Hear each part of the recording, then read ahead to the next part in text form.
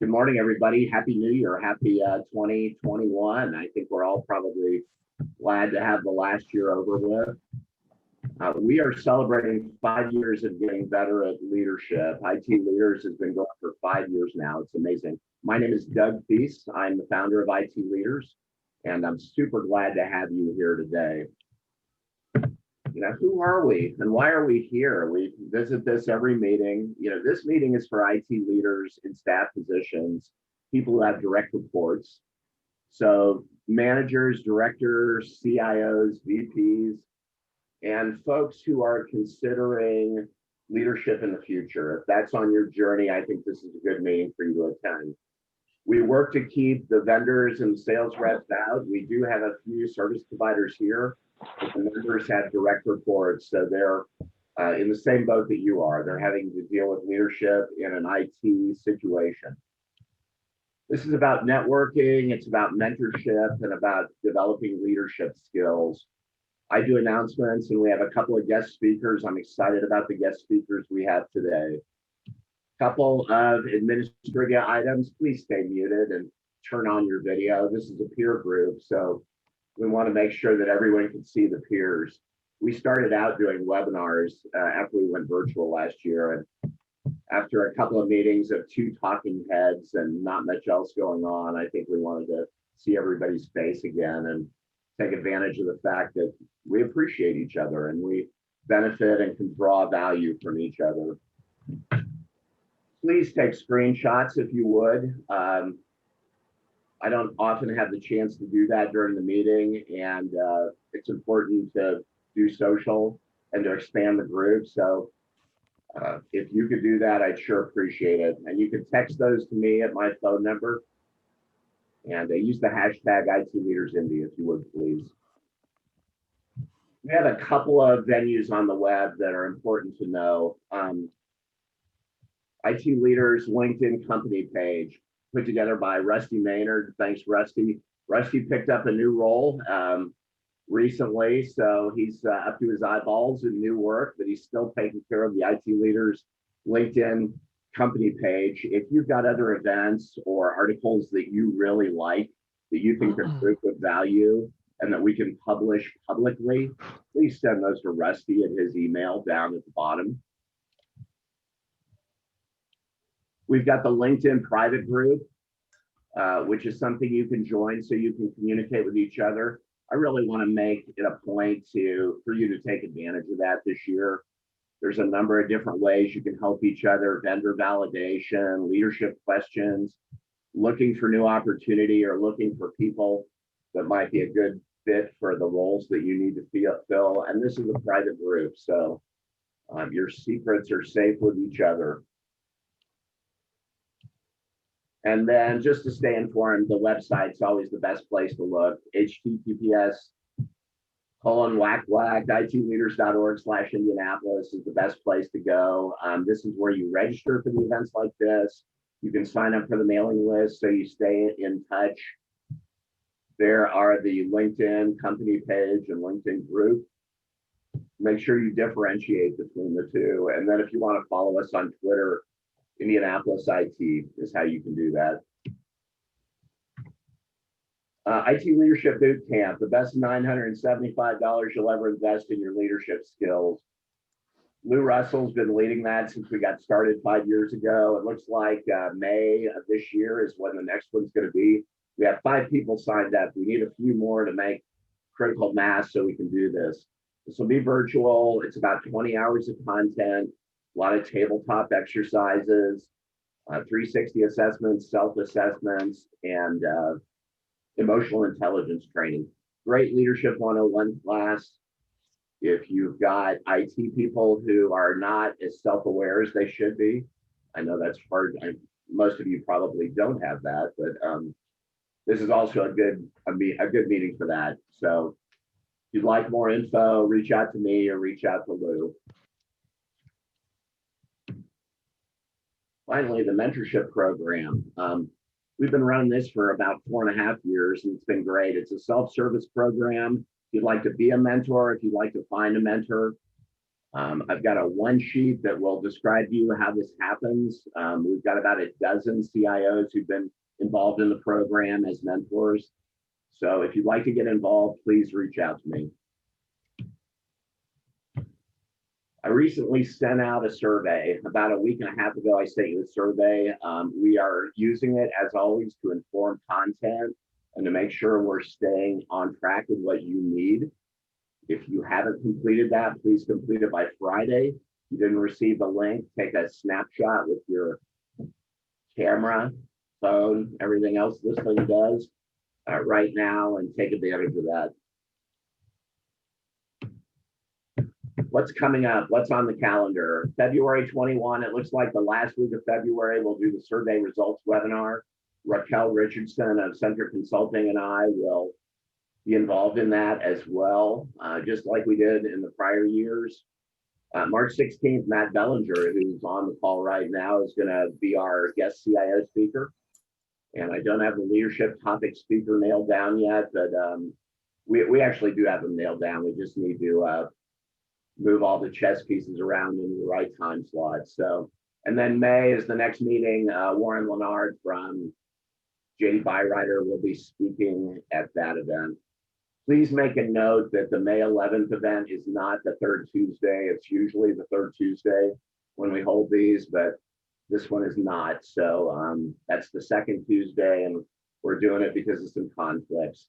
Remember, this group is limited to IT leadership, so I don't think that's a problem with anybody on the call right now. Okay, this is your time. If you have a position that needs to be filled in your organization, or if you're in transition and looking for a position, we've got a few minutes right now to talk about that. So unmute yourself and please speak up. Hey, good morning, Doug. If you don't mind, I'll take 1 second. This is Brett Flora, Elwood Staffing. You can hear me okay, I take it, yes? Hi, Brett. Yeah. All right.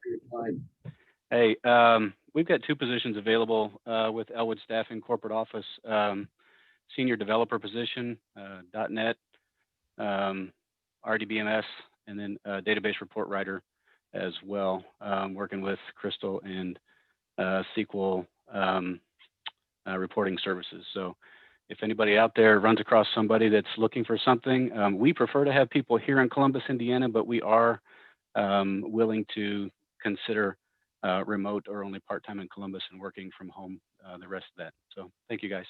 Thank you, Brett. Anybody else? Hey, Doug, it's Nikki. I have a position open. We're looking for a data analyst, someone who's more entry level, just getting their career started. I think the biggest drawback to this opportunity is that we are in Rushville, Indiana, which is halfway between Indianapolis and Cincinnati. So if you have anyone in this area that would be interested, please send them my way. Thank you. Anyone else? Hi, Doug. This is Jody Roselle, and I work at One America. And hi, Doug. We are looking for a business analyst level 2, Agile, financial background preferred, but just a industry business analyst. Sounds great. Thank you. Anyone else? Anyone who's looking for their next position and like to speak up? Good morning, Doug. This is Aaron Price. How are you? Hi, Eric. Hi. Good morning, Doug. I was blessed to recently join CNO Financial in Carmel, Indiana. So I'm on my second week now, and I know my team is looking for another senior Scrum Master, and I know the company has a number of open positions. So if anyone's looking for certain types of solution architect positions and others along those lines, I invite them to take a look at CNO Financial's website or their LinkedIn profile for job positions available. Thank you. Awesome. Anyone else?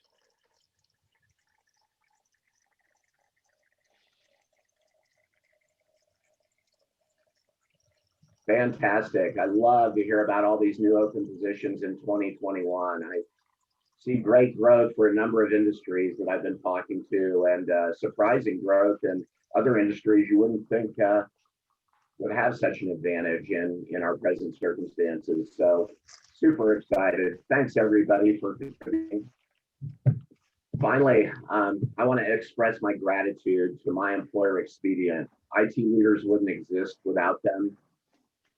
We are a company that helps clients simplify and accelerate their cloud journeys. We do a number of things. We're an old enterprise cloud, VMware-based cloud provider. We do disaster recovery. These days, we're really helping clients with multi-cloud.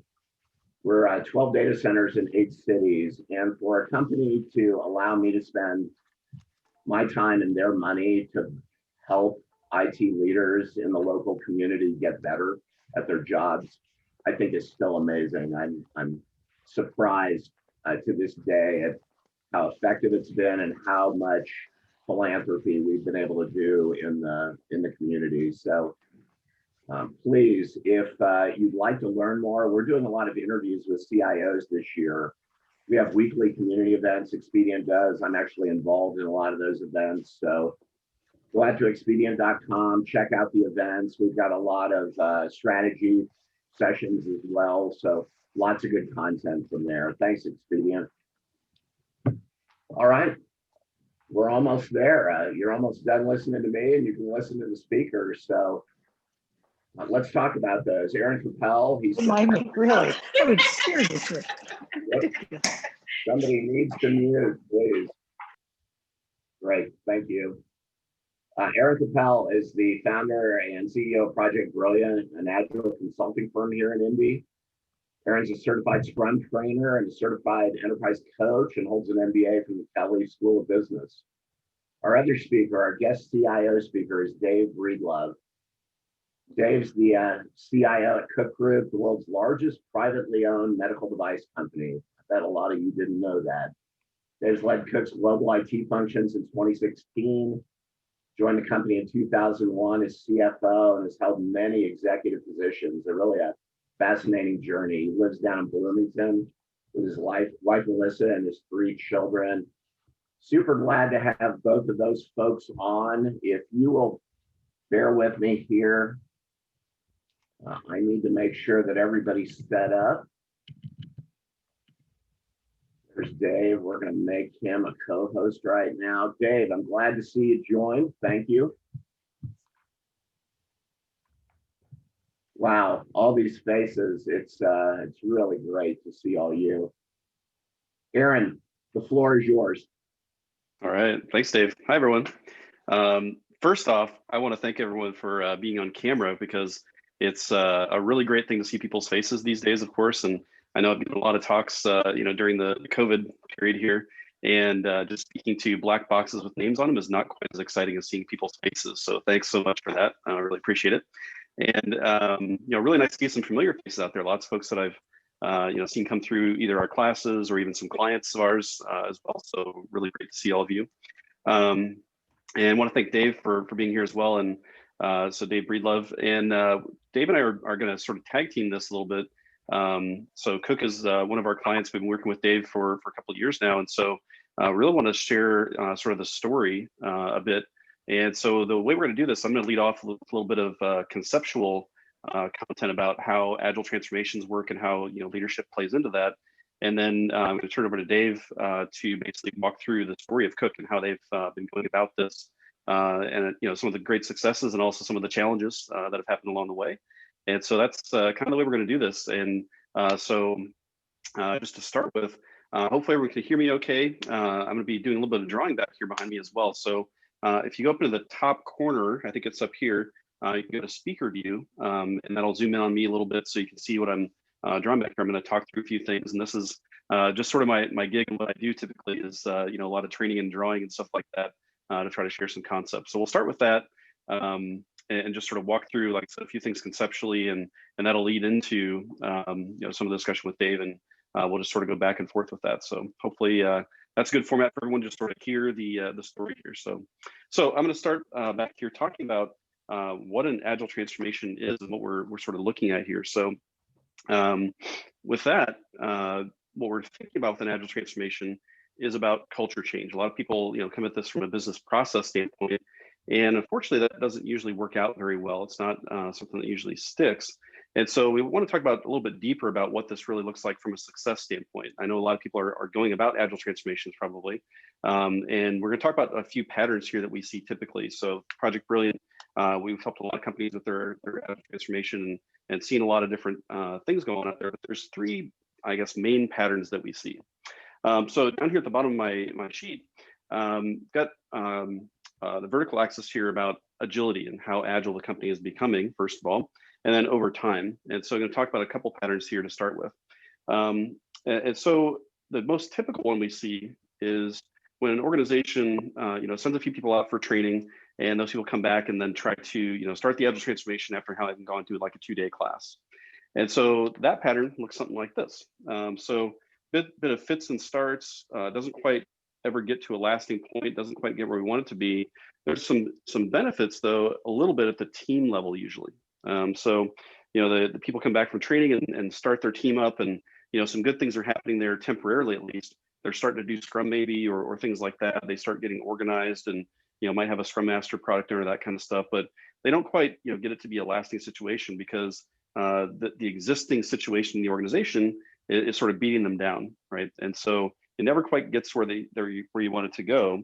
And we call this thrashing agility. And I'd say this is probably one of the most common patterns we see of companies that call us, because usually they're starting out and not quite sure what to do, and it's just not working very well. And so we call that thrashing agility. They're sort of flailing at it, thrashing at it, and not quite getting there, right? So that's hopefully a pretty obvious pattern that we don't want to do. So starting off, without a whole lot of support or a whole lot of momentum for the overall transformation. Unfortunately, we see that a lot, but obviously it's not great. We're spending a lot of energy and not really getting where we want to go. So the second pattern that we see, we call, I'll get to what we call it here in a second, but it starts off a lot better. So we're heading north here towards more agility, but it sort of reaches a plateau, and it sort of hits a barrier here. And what's happening is we get more than just a couple people on a team trying to do Agile or Scrum or Kanban or something like that. We actually have some leadership support, right? And so what's happening here with this leadership support is that the leaders say, yes, it seems like Agile and Scrum is probably the right thing to do, so go ahead and do it, right? So they authorize the teams to start doing things differently at a process level. And so what we call this is an outside-in approach. So the leaders authorize, go ahead and do Scrum. But what's happening here, the reason it's limited is we're addressing process level issues, right? And so we start just changing the process we had from our typical waterfall SDLC kind of process, and starting to do things differently at a team level. So we start doing Scrum, we start doing sprints, we start having retrospectives and daily Scrums and that kind of stuff. But it's limited because the leaders haven't really started changing the way they're operating, the way they're managing things. And so we're still holding teams accountable to the old metrics and things like that from the waterfall days, but we've allowed them to change the process, right? So it sort of hits a tipping or a barrier here where we start bumping into those old things, those old metrics and things like that. And so it starts to fade away a little bit. We say, well, yeah, we can do sprints, but you still have to give me that status report every week. And we need to make sure that we're on track with our overall Gantt chart and that kind of stuff. If you want to do that in 2-week increments, that's fine, but still give me the old metrics, still give me the old reports and all that kind of stuff. So some process stuff has changed, but over the course of time, it starts to fade away. And so we often see some initial benefits, but it's not lasting, and we call that limited agility. All right. And so what's happening here is that we're trying to address the issues from the outside in. When I say outside, what we're talking about here is we're trying to address culture, right? And so if we think about this little bullseye chart, in the center of this thing, what we're trying to address is culture. And there's a barrier around culture that makes it very difficult to access and actually change. And so what's protecting culture are the existing policies, structures, and metrics of the organization. So policies being about the deeper aspects of how we sort of operate as a company. So think about HR policies, project budgeting, performance management, bonus structures, things like that. Those are the kind of policies we're talking about there. Metrics being things like, how do we measure success, right? So typical traditional organizations are going to be things like on time and on budget for projects, things like that. Those are the kind of metrics we're looking at. And then structures of the organization, those would be things like how our departments are set up, right? So do we have like an IT department with a subgroup of development, subgroup of testing that are sort of in silos, right? That kind of structural aspect. And so those kind of things protect culture. That's the protective layer around cultures. We've got policies, we've got structure, and metrics that protect this layer. And so around that, the part that's easy to address, trying to come at that, and what most organizations do here is try to address the culture through this layer through process. So we start changing process level stuff, but it gets blocked by the protective layer of structures, policies, and metrics. So trying to address it from the outside, it gets blocked, and it's a limited agility situation. So we see some early benefits, right? We start getting things organized, teams are able to focus, things like that, but they run into those barriers, right? And so what we want to do is take a different approach here to this kind of transformation. So instead of coming at it from a process standpoint, what we want to do is start addressing the core issues, right? Now, culture is really hard to change directly. So just going and saying, I'm going to change culture is a really difficult thing. That's a decades-long proposition, right? Because that's really embedded in the organization, and it's hard to address that directly. So what we can do is address the protective layer. And that's what we typically try to do from an agile transformation perspective that we find much more successful, is addressing this layer that's around culture through policy, structures, and metrics, and starting to change those things, starting to address those and start questioning those things to see if we can make some real change and progress there, because that starts to pull culture in the direction we want to go. And so what we see from that perspective is what we call an inside out approach, where addressing that protective layer, we start aligning culture. So understanding, what does agile mean to us from a cultural perspective? What would these things look like if we started to have more agile-like policies, agile-like metrics, agile structures? What would that look like? So we start aligning our culture. We start breaking down those barriers of the traditional organization. So that protective layer in the traditional organization. So for example, metrics like on time and on budget. So we start looking at that and saying, well, is that really the success metric for us in the future? If we want to be more agile in terms of responsive to the market, able to change, deliver value continuously, that kind of stuff, is that really the metric that matters to us? Or should we start questioning that status quo and looking at a different way to address this issue? And so then we start building the agile versions of those structures, policies, and metrics, and being able to address it in a different way. And if we do that, what usually happens from a transformation pattern perspective looks a bit more like this. And so it's continuously improving, but notice it's moving at a slower pace as well. And so this is a tougher thing for leaders oftentimes to agree to, want to take this approach, because the benefits are a bit delayed, right? It's not an immediate satisfaction kind of situation where just changing your process, you'll see some benefits, but it's not lasting. If we want a long-term successful situation, we've got to go about this differently and be okay with some incremental change over time. And so we call this growing agility, where we're really addressing the deeper issues. And it takes a lot longer though, because we're addressing things that really matter. Sort of sacred cow kind of things in this yellow layer that protects culture. There's a lot of things that have probably been around the organization for years, decades, or longer, right? And so we're starting to question those things, but it takes some time to address those things and help people get through that change curve and help those things sink in and sort of solidify as the new kind of culture, right? Those structures, policies, metrics.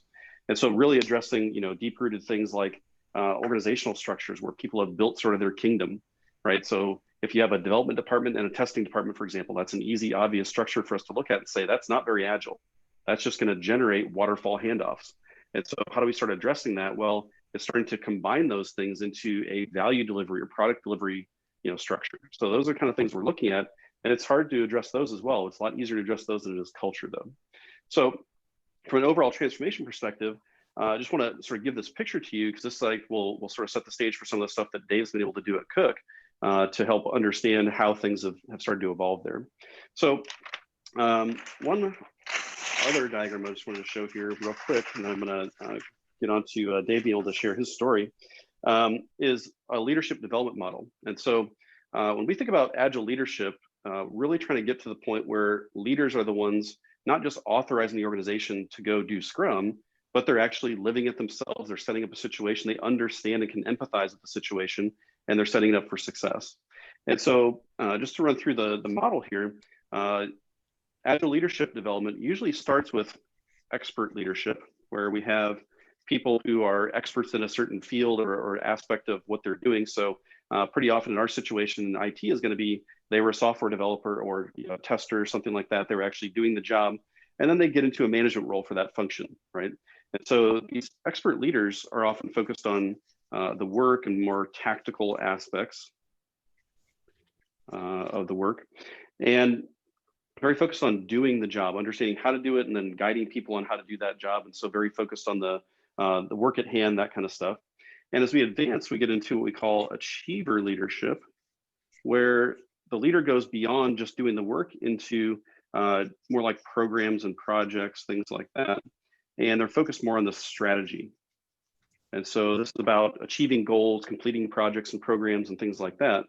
And they get into a situation where they're not just doing, but more focused on leading. They're aligning pieces of the organization to achieve the goal that they've set out and trying to make sure we get it done, right? So overall, trying to motivate and really get people in the right situation, right seats in the bus to truly make progress and achieve goals.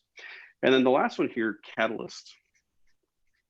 And so in this model, the catalyst more focused on things like vision, trying to address culture and start shifting culture, and more focused on the organization overall. So not just about achieving goals and projects, but about creating a long-term situation where the organization is set up for success. Right? It's not about just this year or next year. It's about long-term, making sure that we are competitive in the marketplace and doing the best we can overall. And so the dimensions that really expand here are the leader's view of the time horizon. So they start looking at longer-term aspects and issues. They start looking at the view of the system differently. When I say system, I'm not talking about an IT system, but the organization as a system. And so the expert leader, really the view of the world is really like their team, their department, something like that. It's very localized.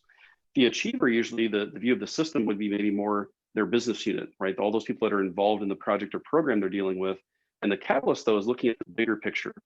It's not just about our whole company, but maybe even the bigger ecosystem in which we play, right? And so if you think about what it takes for a company to be successful, it's not just about the company, it's about vendors and partners and customers and government regulators. The whole picture here, we have to understand how it all goes together so we can be successful in the long term. And then the third dimension here is about self-awareness. And this really gets into the deeper aspects of the leader looking in the mirror and starting to recognize the things they need to do to start changing the situation, right? How do I start leading differently? How do I start interacting differently with all the people in the organization to try to set this up for success? And so a really interesting leadership development model. So this is something we go through in our leadership classes in much more depth, but just wanted to introduce these concepts because I think what we're going to see or hear from Dave is a lot of this kind of thought that you'll see represented in his story about how Cook has sort of evolved over time here through their Agile transformation. So I think you've got aspects of the addressing the culture and seeing some of the patterns. And then I think also from a leadership standpoint, how Dave has led the organization differently, right? And so with that, I'm going to introduce Dave here real quick and let him start off with the story here of Cook and sort of how things have gone. And like I said, we've been working with Cook from Project Brilliant for a couple of years and like working through some of these things. And Dave's done a great job of really owning the transformation, which is what needs to happen, right? From the outside, as coaches and consultants, we can't own it. And I think Dave's done a great job of really taking ownership of the transformation and helping his company along. So with that, Dave, just want to hand it off to you here. Great. Can you guys hear me okay? Perfect. So first of all, I'm totally impressed every time with Aaron's ability on the whiteboard. I keep thinking he prints it out, but then I see him do it. It's just amazing. Aaron, I'm going to start and I'm going to go into the Cook story, but I think one of the things I want to expand on is culture and changing culture and thinking about it as the way we think and changing the mentality. And I think we'll get into that conversation. Cook Medical. First of all, I want to qualify this as in no way do we pretend to be someone who has it figured out. I think Edison has said he had 2,000 ways of not knowing how to do a light bulb until he finally figured it out. Well, we're in that journey on how not to do things and make it work. And in Aaron's drawing down there, I think we've been through Thrashing Limited, and I think we're hoping that we're moving into the growing stage of Agile. And so what we did was a situation where a few years ago, we decided that we wanted to start down the Agile journey. And as a leadership team, we did the great thing that leadership teams do, say, hey, you guys go take some leadership classes. We'll do some reading on some books and some studying of it. And then you guys go figure it out and come back with a proposal. And we're going to support you in your journey towards moving the organization to an Agile mindset. And we got some benefits, and the teams, liked it, that what was doing, but it really wasn't gaining the traction that we wanted. And we ran into Project Brilliant team, and through having some of our team go through one of their classes, and they came back and said, hey, you guys we should look at expanding our relationship with Project Brilliant, because they seem to get it and can really help us for where we want to ultimately go with Agile. So we contacted Aaron and Kristen, and they came down, and the first thing that Aaron talked to us about was, can we do an assessment, just an audit, to understand where you are and what's happening in the organization, to really understand how we can figure out where you need to go.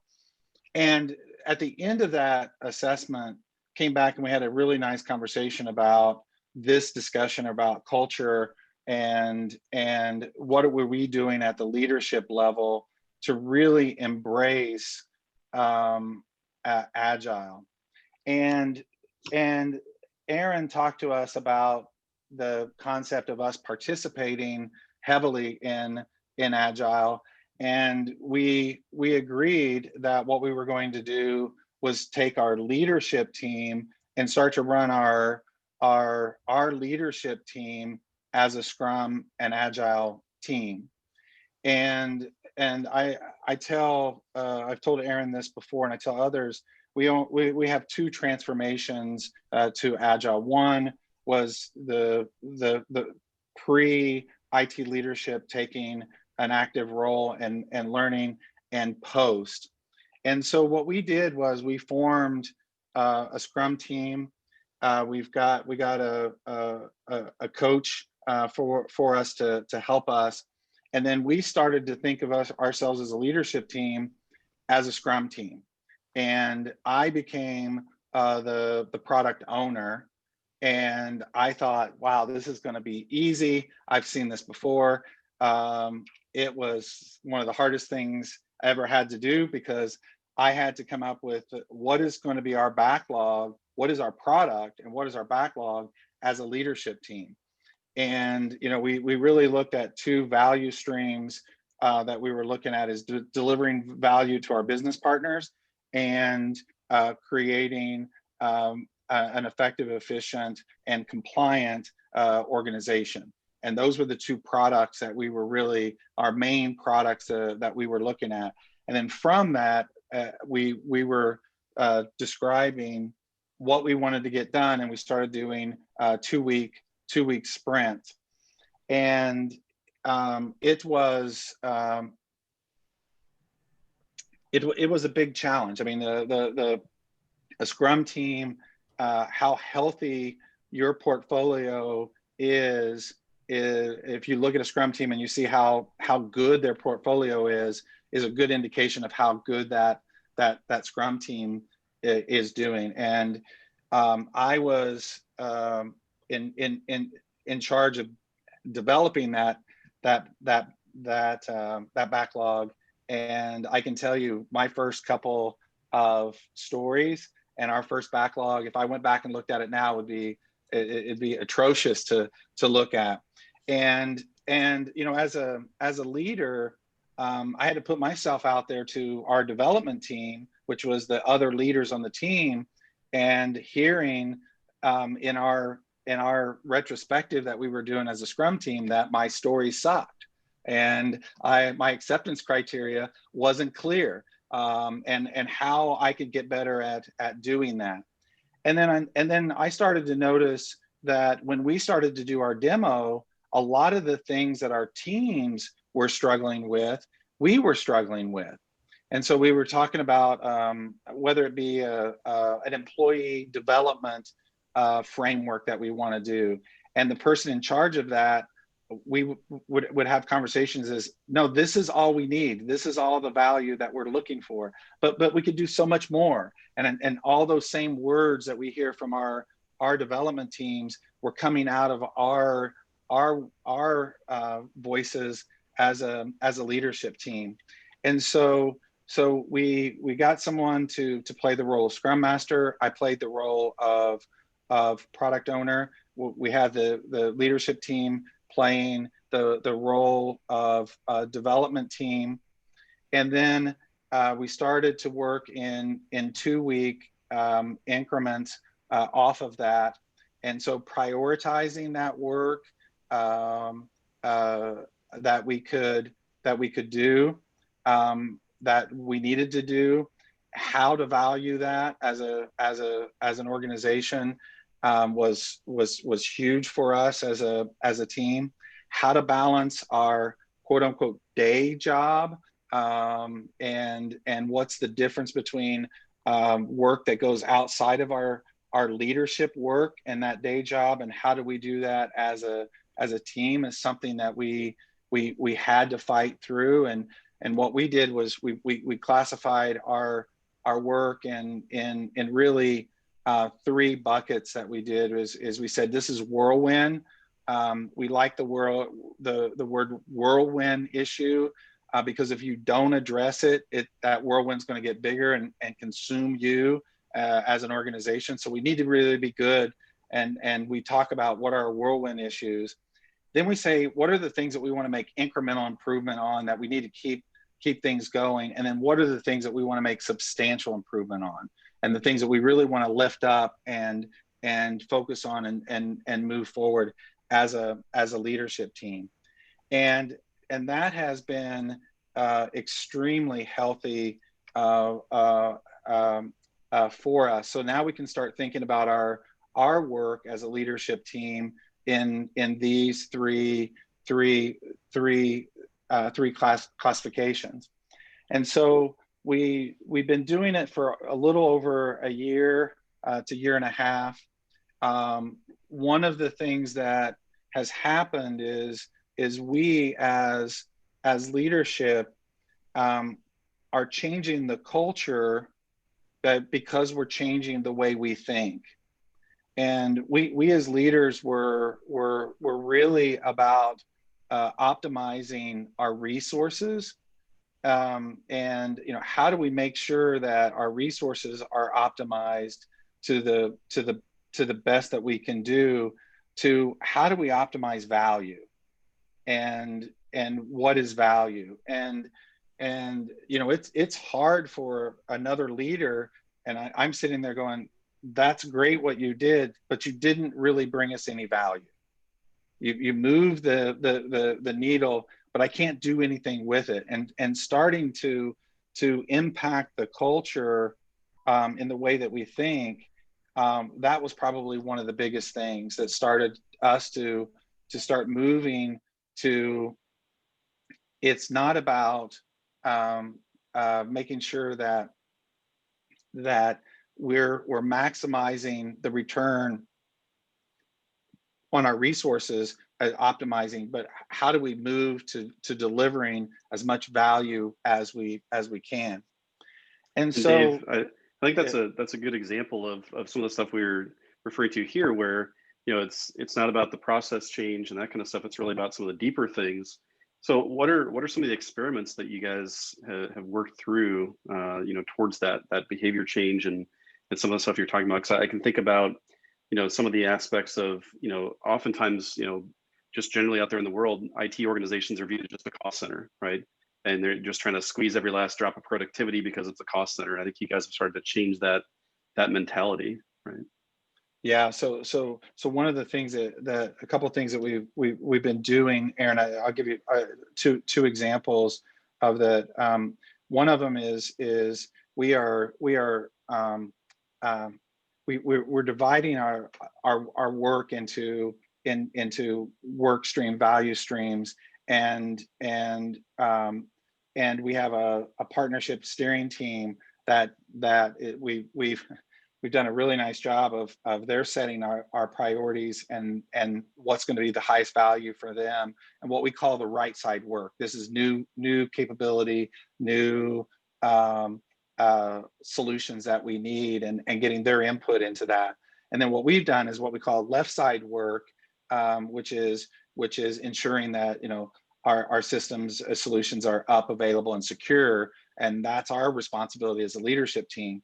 And it's really interesting. We've divided those into two different conversations, and saying we're going to go work with the stakeholders and the business. They're going to help us to set the priority in there based on techniques that we use to prioritize internally. But the bigger one actually has been real interesting is learning how to do the left side work effectively. And we heard things like, well, the business doesn't really care about these patches and updates and work. All they care about is new development. It's like, yeah, because they expect us to be able to manage that. And so there's two different value streams that we look at and say, who's setting that? And then Aaron, the other one that I think is huge in this conversation around process and culture and mentality is that we work in a traditional manufacturing environment. In Bloomington, there's 3,500 people on our campus on the west side of town when we were all on campus, and 2,000 of those are production employees. And so when we start thinking about a different way of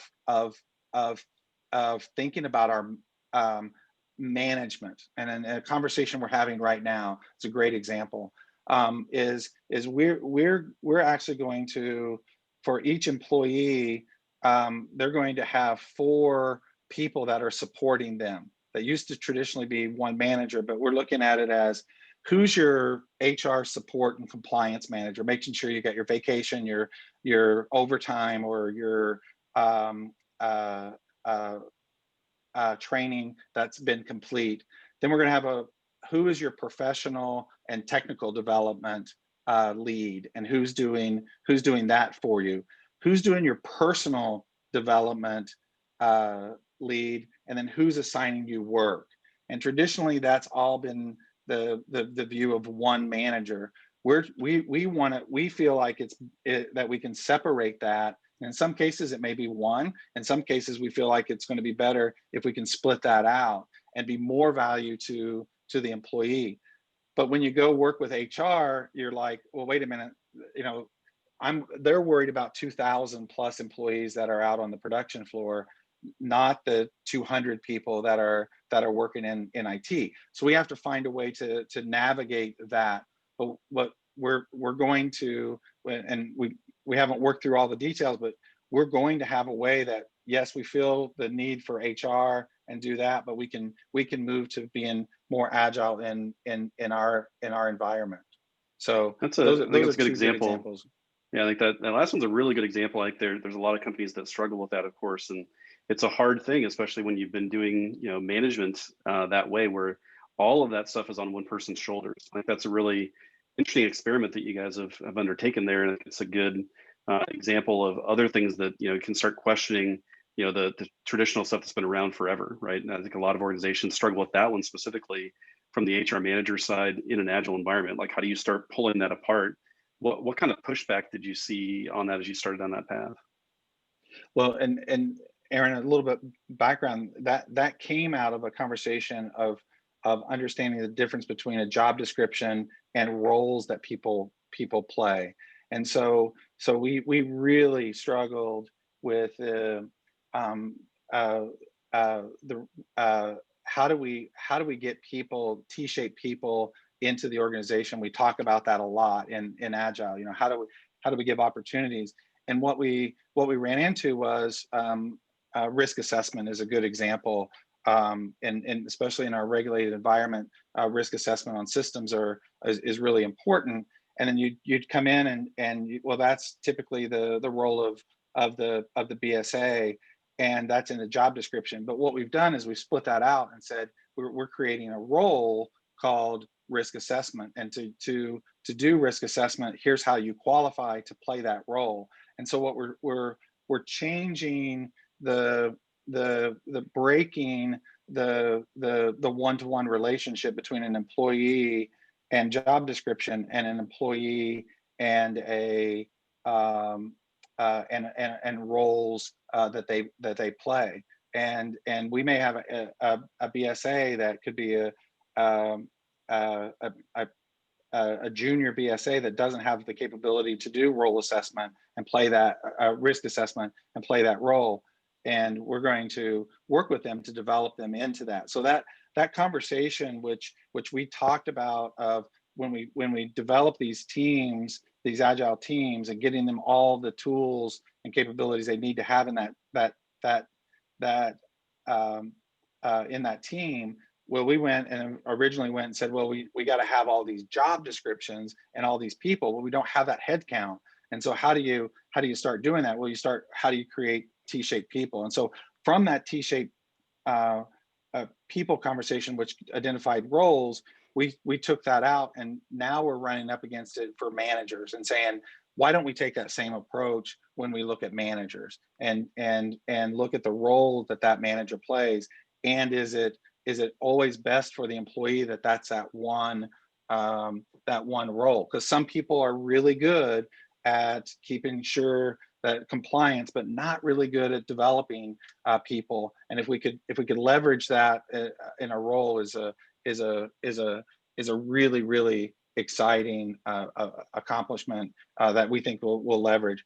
And then, Aaron, what we do is we work with the HR team in this case, and find a way to meet their requirements in a traditional, and let them understand what we're trying to do, so that we don't disrupt the system totally, but allow to do what we want it to do. So we look to try to push the envelope to get us a little bit of breathing room. And what's happening, Aaron, is I was going to say that's an interesting thing. I think just overall that you guys have done is starting to take a step back and looking at what is the requirement, right? And then thinking about creative ways to solve that problem, or to come back, because I think there's a lot of traditional things that have been in place. Every company sort of deals with this. Hey, there was that HR policy that came out 20 years ago, and we solved it some way. We've been doing it the same way for 20 years. It's a takes some bold leadership to come back and say, let's take a look at that status quo kind of thing and see if there's a different way that we could solve that allows us to be more flexible, more agile, and to start changing behavior in the direction we want to go, right? I think I've seen that for you guys in the HR side of it, because you talked about understanding the value part of it differently, about how the IT delivers value. And so I think it's just interesting experiments that you guys have tried. I think along that line, as you think about the transformation you're going through, how do you know you're making progress? I mean, I can imagine some of those things are pretty key there, but how do you know you're really making progress there? So that's probably the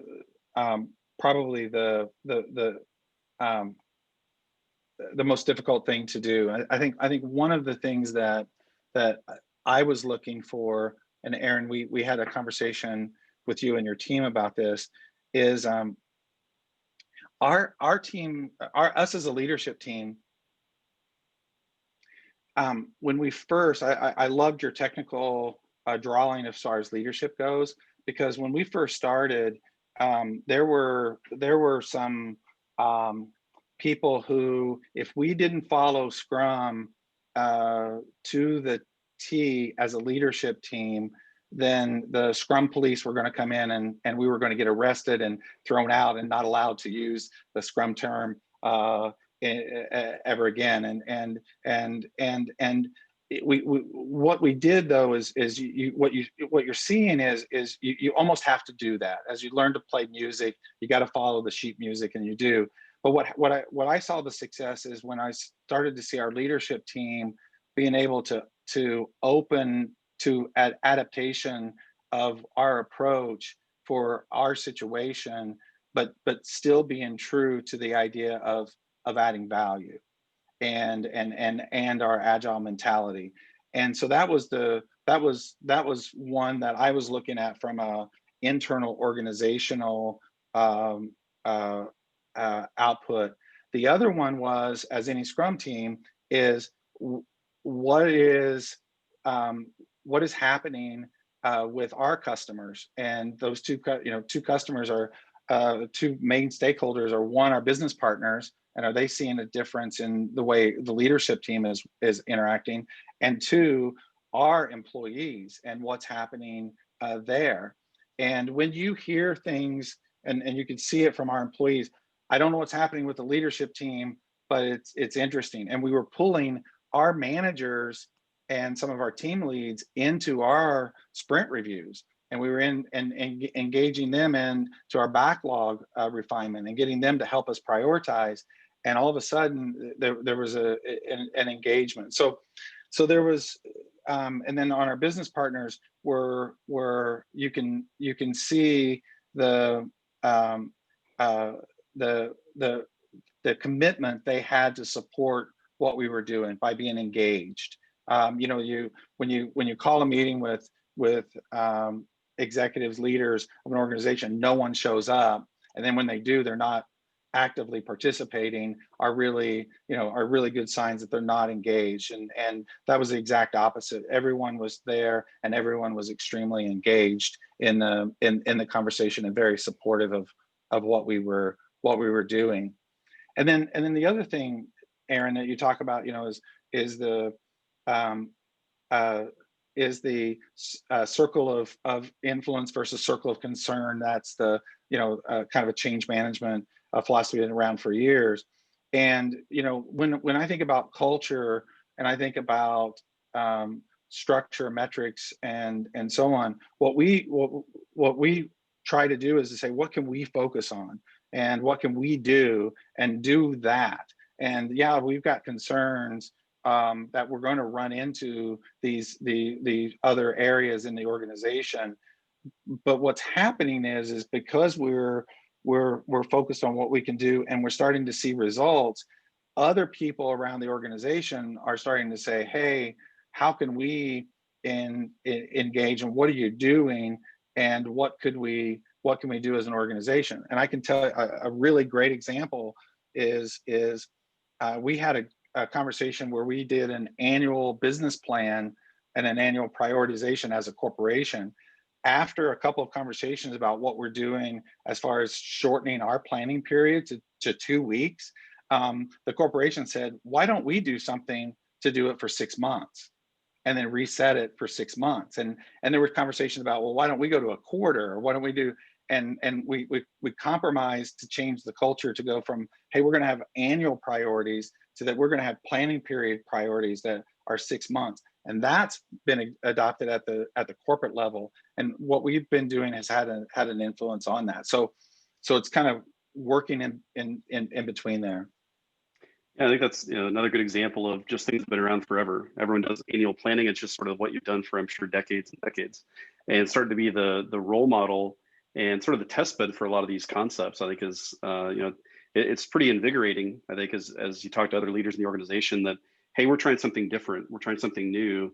And I know, especially Cook being a very entrepreneurial company since its inception, you can sort of see that they're open to those kind of things. It's just a matter of someone, a forward-thinking leader start to take action, right? And I think you've done a great job of that. And I think one of the things that has been interesting too is as our team has gone through this, one of the questions that just got added in the last month to our retro is what are we learning from our exercise of Agile that we're going to apply in our leadership of Agile, and having that moment of reflection. And I'd love to, we could beat ourselves up and say, should have been asking this question a year ago, but it really came out to say, and part of it was, everything's personal. So one of the things that when you ask an organization to change, is one thing, but when you are going through that change yourself, and in our world as a leadership team, changing the way we're operating, and totally changing the way we're operating, it becomes personal real fast. So you've got to get through it yourself before you can start helping other people. The analogy we use is you got to get across the bridge and feel comfortable in that island before you can reach over and pull other people across. And so it took us a while to do that. And out of our retro came hey, we should be asking ourselves this question. One last point I want to make, Aaron, that I didn't make earlier. The other point was I love your the growth example there, that it does slow down and hit barriers. Everyone thinks, okay, it's going to be great and it's just going to go linear and everything's going to be. There were times, and I was sitting there going, screw this, we're going back to the way we were doing it before. This is too difficult to change. I mean, the emotional cycle of change, going back, and we actually had that crisis of confidence as a leadership team, and probably about, I don't know, 4 or 5 months into it, we had a gut check and said, do we want to go back?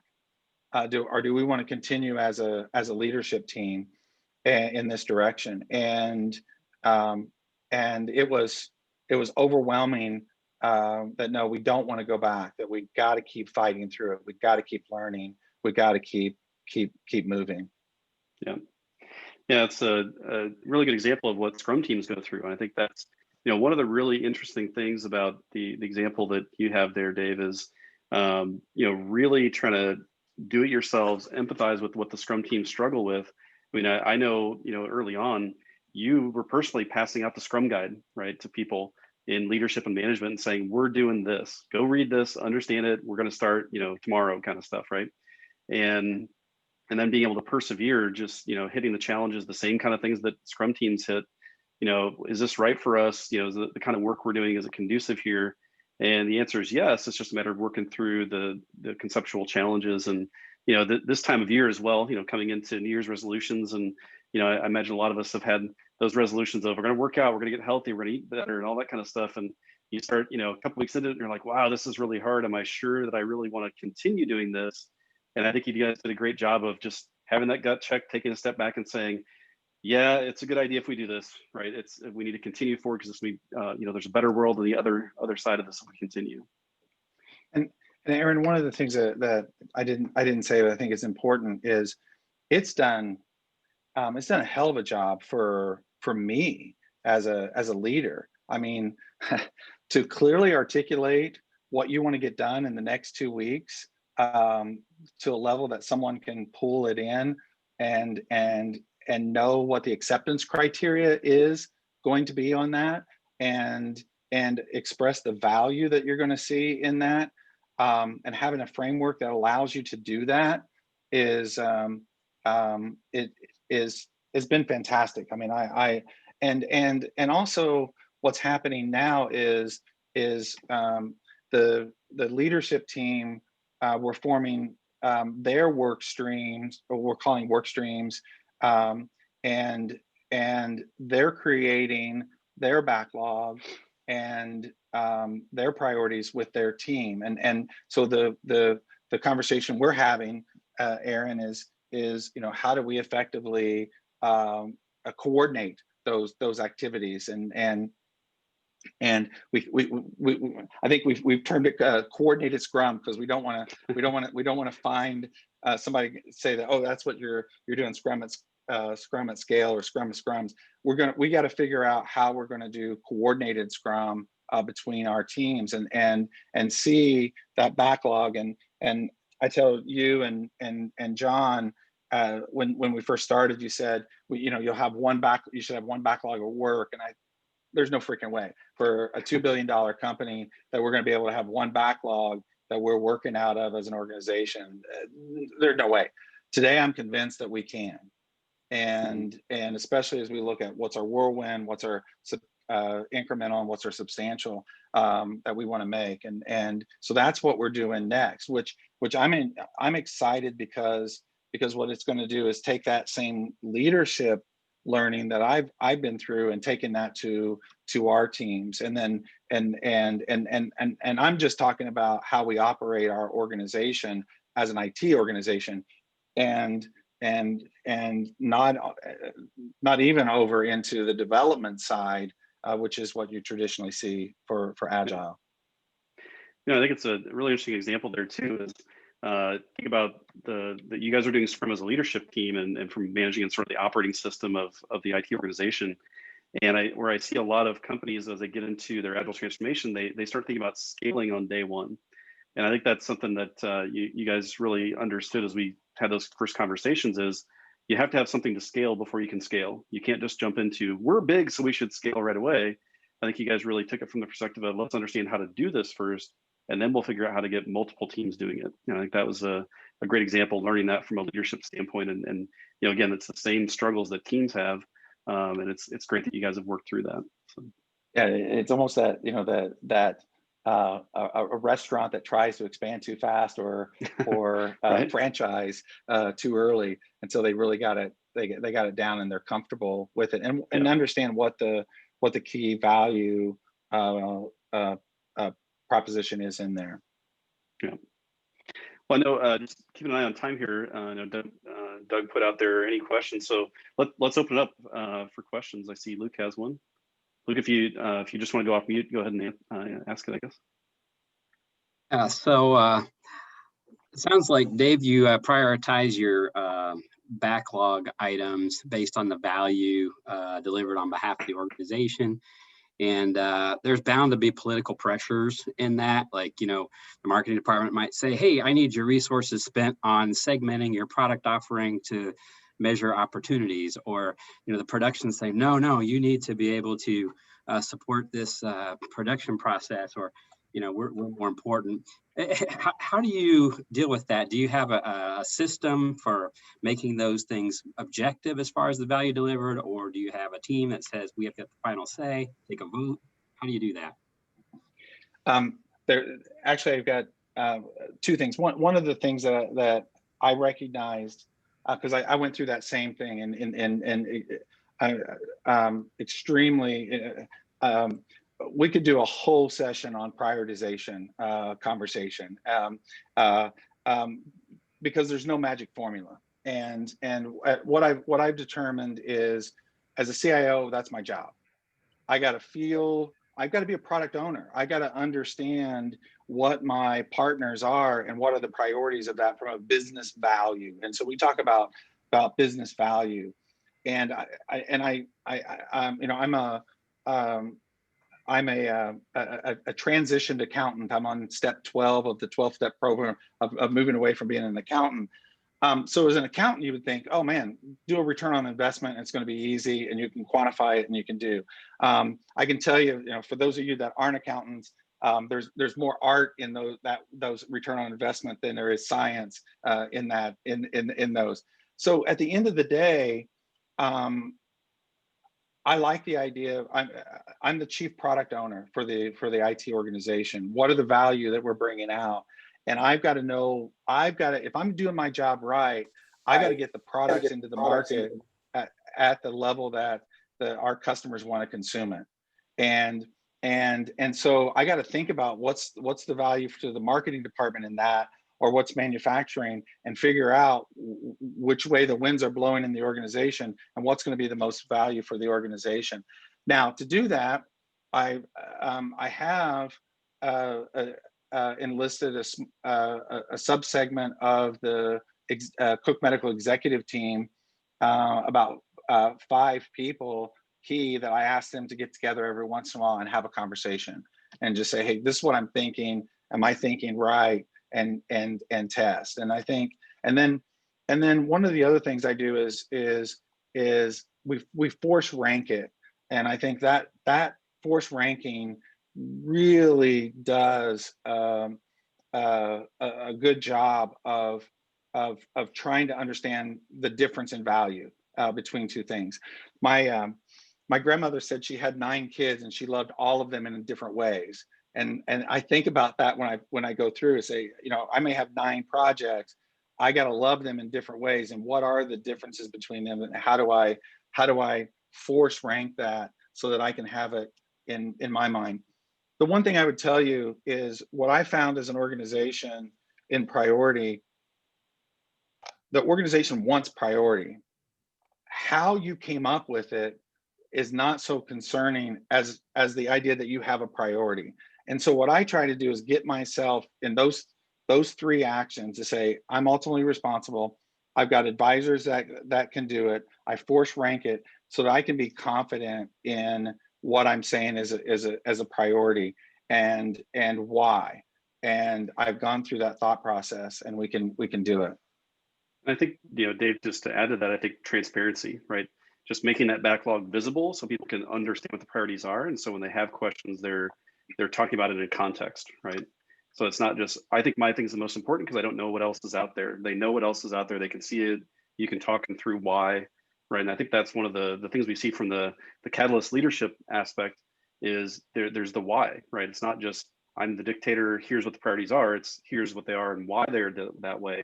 And you can have a conversation about it and really come at it from that perspective, which is great. And one of the things that's hard to quantify, really hard to quantify in anything is what's the opportunity window, and when opportunity window is going to close, that you're going after opportunities, and risk.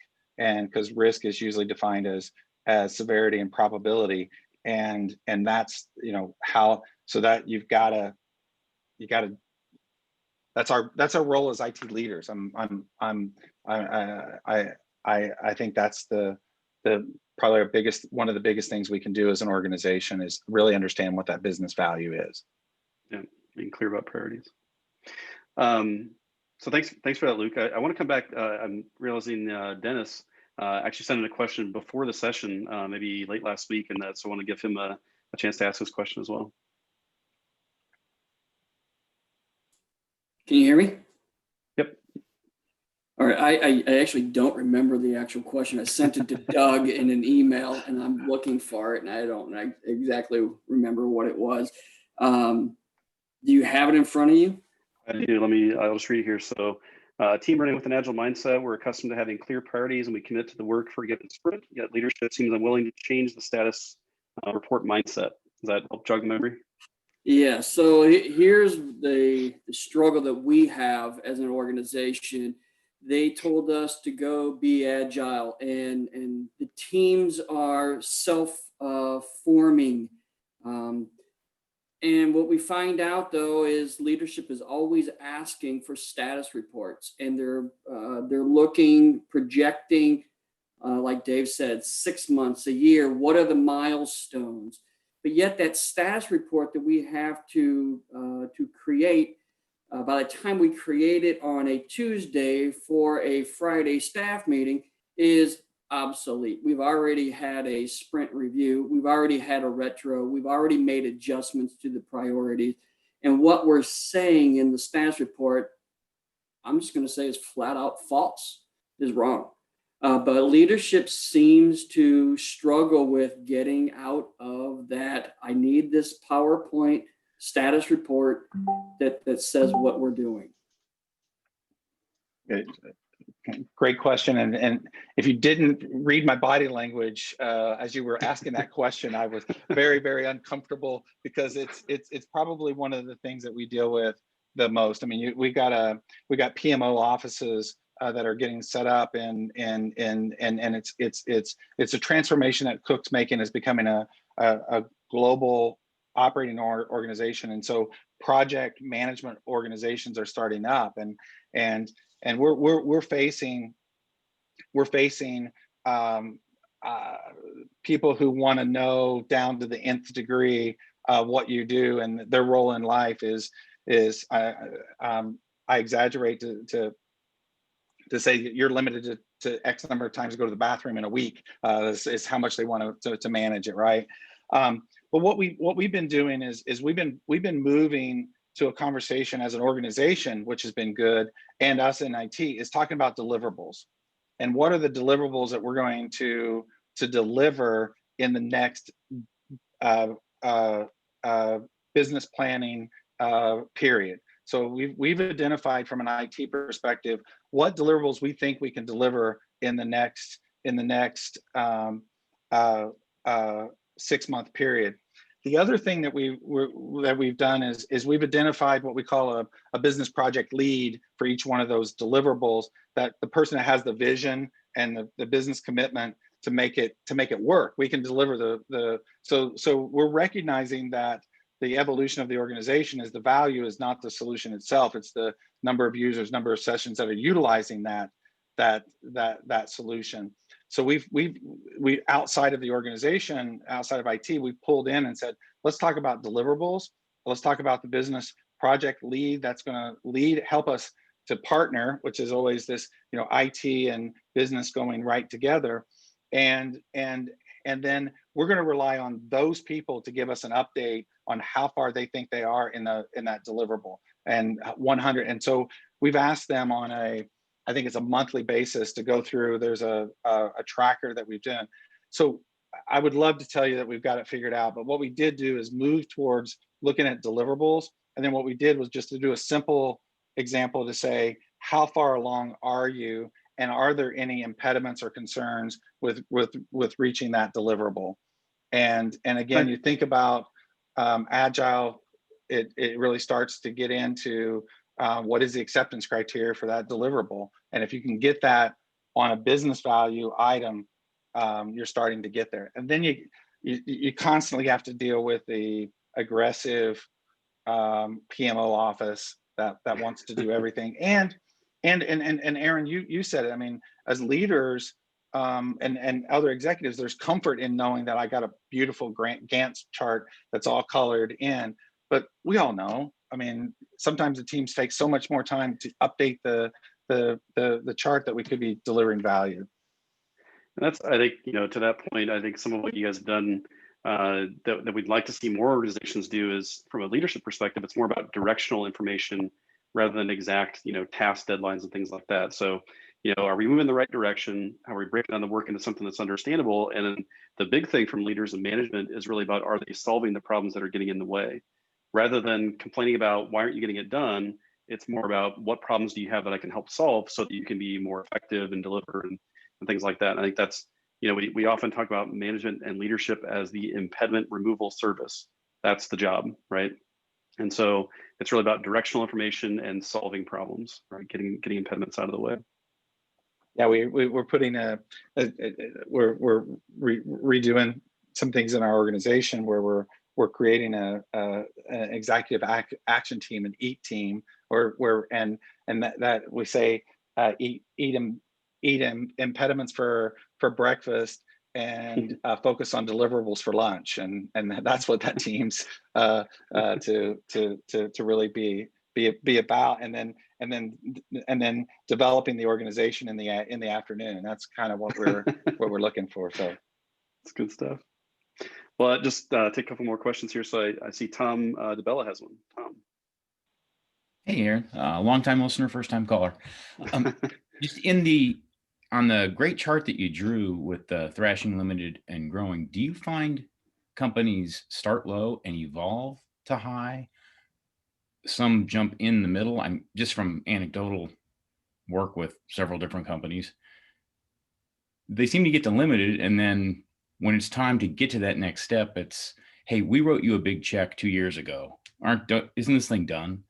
So they don't seem to want to get to that top. So how do you find it works best? And have you seen examples where it was from the start planned out all the way up to the top?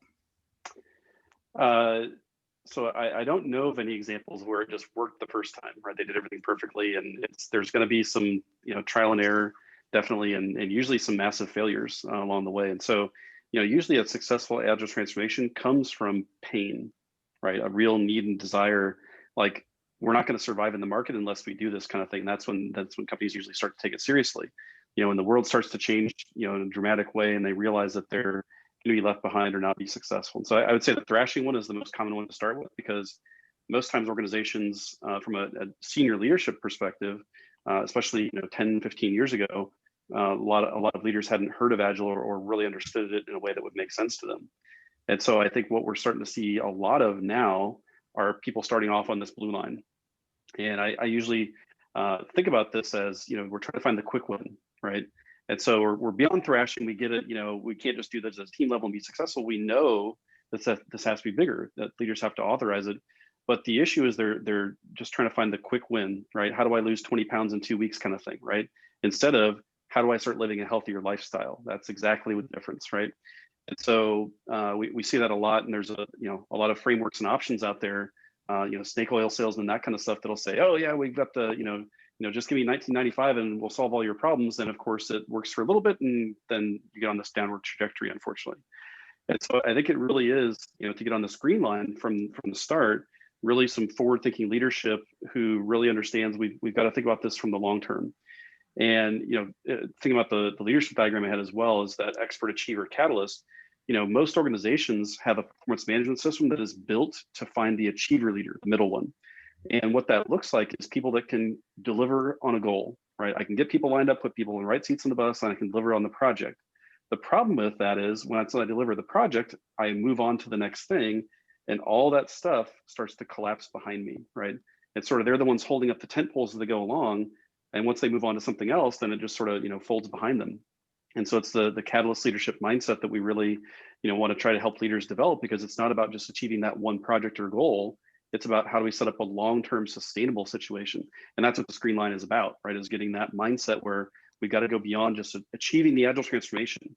It's about why are we doing an Agile transformation, and what are we trying to achieve for the long term, and what are the structures and things that we need to set up to make it last. Not just so I can get the gold star and get a promotion and move on. It's about how do we make this a better place, and it's really a deeper issue, right? And I don't think there's in most organizations there's the leader that's leading the transformation is not in that mindset, right? Unfortunately, right? Oftentimes the person that gets put in charge of the Agile transformation is the person that can just go achieve the project, and that's a different kind of leadership, right? Does that make sense? Yeah, thank you. Yeah, sure. Chris Henderson has a question as well, Aaron. Say that again. Chris Henderson has a question on the chat as well. Oh, great. Yeah, Chris.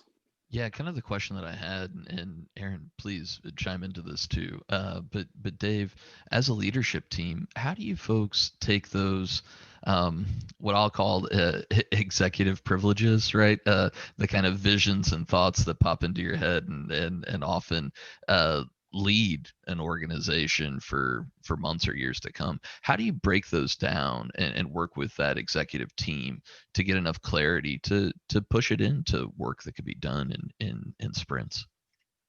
Yeah, I think it goes to that conversation, and as an IT leader, if you think of yourself as a product owner, that's part of the work that you have to do is anticipate where the market's going, right? If you're a good product manager, you're really understanding where the market is moving and trying to stay that. So what you have to do as an IT leader is to understand where the business is going, and then have to translate that into what does that mean for your IT organization, and actually what's happening in this the situation that we're in now is that by having the mechanisms in place, that we can do the 2-week sprints and starting to move where it cascading into the organization more effectively, it frees me up to not be worried about the backlog. Because what I'm doing now is I'm writing epics at a very high level, and then as a chief product owner, I'm doing that, and the team below, the work stream that's going to be leading that is taking that, and they're converting that into stories for the next 2 weeks, and then they're coming back saying, hey, this is what we're going to get done in the next 2 weeks. Is that in line with where we need to go as an organization? So what it's allowing me to do is actually free up, and it's a great question, Chris, because what you got to do is you got to think about that strategy, whatever it is. Now, how do I translate that into something that the organization can consume, to digest and turn it in? And that's what happens. That's what has happened to me is I've gotten more comfortable. We'll go into sprint planning now, and they'll say, "Hey, I need a story on this," and boom, I can write a story real quick, and it has good acceptance criteria, or at least I'm not getting negative feedback at the sprint retro. But that mentality that I developed by doing that at the story level, I'm starting to do that at the epic level. So when I'm thinking about what a strategic move that we need to do as an organization, how do I articulate that? What's the acceptance criteria that we're going to do that I could put it into a backlog that a work stream could define and go? And in that delivering business value, now we're working our business partners to say we got deliverables, and that flows right nicely in. So it's a great question, and it actually didn't realize it, that it frees us up. Yeah, and I think a big part of that is just outcome focus, right? And that's what acceptance criteria sort of forces you to do. But from your perspective, it's at a high level, right? At high level outcomes, and that's what you're looking for and trying to break those down. That's great. Well, I know, Doug, we're getting short on time. I think you had said you had one more question. Yeah, I do. Aaron, if people are interested in engaging you or discussions with you, what's the best way to contact you so that they can find their own Agile journey? Sure. So, of course, projectbrilliant.com is our website. That's a good place to go for information. Then for me directly is just Aaron, AARON, at projectbrilliant.com is my email address. So always happy to chat and help just sort of answer questions or give you some advice, point you in the right direction. So I'll throw my email address in the chat. Feel free to reach out to me. Always happy to chat about Agile. And Dave, I'll spell it right too. Dave, from your CFO experience, what would you tell IT leaders who have to communicate with a CFO? What's the best thing they can know about how a CFO thinks? From this one is, ultimately we're responsible for optimizing our resources to deliver the most value to the organization. And what you say is, what I would say is, we're going to focus on the value side of this, and we're understanding that you're not going to come with a wheelbarrow full of money to us as an IT team. If you want to, come on, bring it on. But what we're going to do is we're going to manage, and we've done a really nice job of managing our financial side, because we have a fiduciary responsibility to the organization. But we say we're going to be focused more on the value side of this, and that's the equation that we need to work with and engage them and how to measure that value that we're doing. We're really good at measuring the expenses. How can we help measure on the value and have that conversation? Thank you. Appreciate it. Aaron, Dave, amazing talk. Super interesting and very actionable, in my opinion. We hear theoretical stuff all day long. How do I get started is the real question. I think you've answered that for a lot of us today. Members, thank you so much for attending the first meeting. Don Erb and Ruth Miles, thank you. Both of those are Expedient cohorts who are helping me with all the logistics of this meeting. Thanks for helping out today. I appreciate it. Don't forget about the survey. It is important that we know what you're thinking so that we can drive better content in the coming months. So please fill the survey out. There is a $100 gift card in a drawing in there. I know that's not quite a motivator, but we need your information. It's very important to success. Remember to register for the upcoming meetings. The survey results, it looks like, are going to be the last week of February. So I imagine that's going to be that Tuesday morning at 8:30 to 9:30. Raquel Richardson of Centric and I will be working on that and delivering those results back to you. Spread the word about IT leaders. I'm sure that you know other people with direct reports who could benefit from this kind of information. And I'm going to be reaching out to many of you for some testimonials. I want to put on the website what it is that you gain out of these. So expect a phone call from me in the near future or an email talking about where you're getting value out of these meetings. I appreciate every single one of you. I'm going to give you a few minutes back this morning. Have a great week. Have a great year. If there's anything I can do to help you or bring you more information, you'll get the follow-up email. Because Aaron and Dave don't do PowerPoint presentations, since Aaron's gifted artistry is how we communicate, there will not be a PowerPoint coming along with that, but we will cover a couple of salient points. Thank you so much, everyone. Have a great day.